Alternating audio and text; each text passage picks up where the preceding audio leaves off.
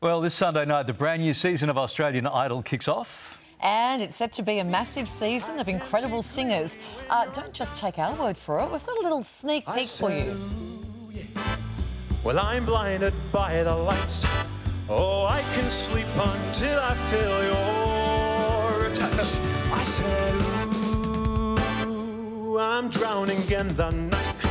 And to find out what else we can expect from the brand new series, we thought we'd check in with one of the judges responsible, responsible is a big word, for picking the country's next big music star. Carl Sandilands joins us live from Kiss FM studios. Hey, you, Carl.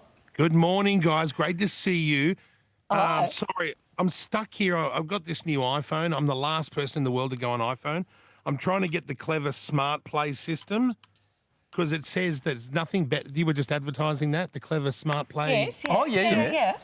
What I was fascinated with is it's got the maps, the podcast, but the guy said you can read books whilst driving to work. And I thought, well, that's not, I don't think you can.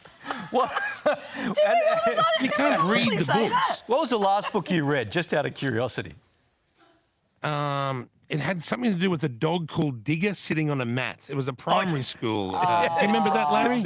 Vaguely, I remember that one. Yeah. I don't really read the books. No. I thought you were going to say your own book. It's been a while since... Well, did you read Jackie's book? I did not read Jackie's book, and no, I did not even read my own book. Well, the good news is now you can drive in your car and read Jackie's book. And Jackie's book was so salacious, full of stuff that Kylie, you must have agreed because you're a quality, decent. Everyone looks to you for the news. Larry, obviously, we know he's a playboy with the boat and all the lovers and the beautiful wife. But Jackie, everything I knew about her was phony. I just want to dispute what you just said about Kylie. Oh No. not you. She's great. She's always been solid, Kylie. Yeah. But back to Idol. This year, Let's great talk talent. Idol. We're going to see it this Last year- Sunday. What are we going to see? Last year, there was a lot of country kids on there, and they were great. But this year, there's a lot of more variety. We've got crooners, we've got the country kids, we've got pop stars, we've got real cutting-edge performers that we haven't seen before on Idol. Kids that come in with mechanical stuff and computer technology. And at first, the Master and Amy were like, yeah, no, this is a singing contest. And we let this one guy go. And then I bring him back later in the season because I think, no, who are we to decide what people can and can't do? Like, you should be able to do any musical act you want to do on that stage, and we should be open to all of it.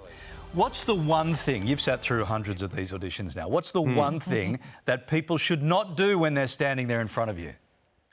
Don't bring food because Nonna's lasagna from last night, after you've been in the lines from 6 a.m. and you deliver it to us at 5:30 in the afternoon, that lasagna's not nice. Don't bring food or props or anything stupid because then in my mind, you're just written off as you're not here as a singer. Were they trying to bribe you, Carl? Yes, that's right. And it's always with stuff I'm not interested in. Hey, you're a big name in the industry. You've seen singers come and go for decades. What do you think it takes to stick, to sort of resonate with the public?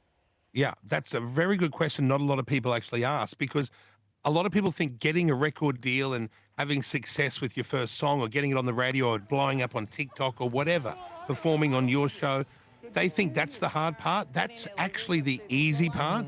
The hard part is to sustain that for decade after decade, like a Jess Malboy, like a Guy, like a Shannon. There's a half a dozen Aussies that have done that for decade after decade. So sustainability is the key to success in that business. Getting the record deal, that's not that actual... If you're good, you should get that, but hanging around forever and making a living, that's the aim here, and a lot of people just don't have what it takes. See, you said that was a good question. We asked you that same question last year. You said that's a good question, so we thought we'd ask it again this year. Yeah, it worked out all right. And it just goes to show that smoking some things doesn't always keep your memory sharp.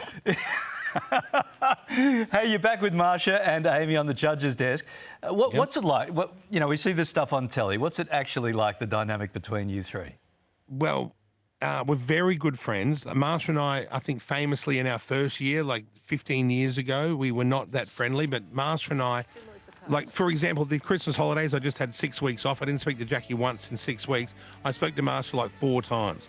And she's slinging it over, doing the Grease thing. I think she's up in Brisbane at the moment. Amy's in Thailand filming a movie with Russell Crowe. It's her first film. wow. Film role. Yeah, that's all quiet. It's highly confidential, so don't you go spreading that around. But she's very excited. Yeah, the three of us get on really well, but we have different ideas of what we like. Like Marsha's been around for 70 years. That's a real sustained career. Amy started off in the back of the van, going from pub to pub. So she's done it all, almost like Cold Chisel used to in the old days, like out on the road, forming the proper surge of fans. And then there's me, who just brings the money side, the reality side. Like you can be the best singer in the world, but you may never sell a record.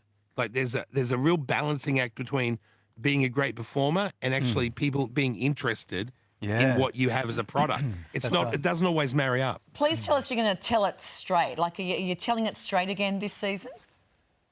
Yes. There might be a few bleep buttons in there because I get quite excited and quite annoyed at sometimes. But the overall feel of these contestants, they all want to win. They all actually want to be the idol. They've seen the success over the years. They know it's an open path. Like we're opening the doorway to the business. And you can get discovered anyway, but this is a very legitimate way. People have watched it year after year and they go, wow, they get a run, these people. They've got records out. It's so worth it, and we've got great contestants this year. And do you cry? Because we know since becoming a dad, you're a big Suki Lala. I have cried a few times, and Marsha's always like, oh, darling. And I'm like, yeah, that doesn't make a big deal out of it.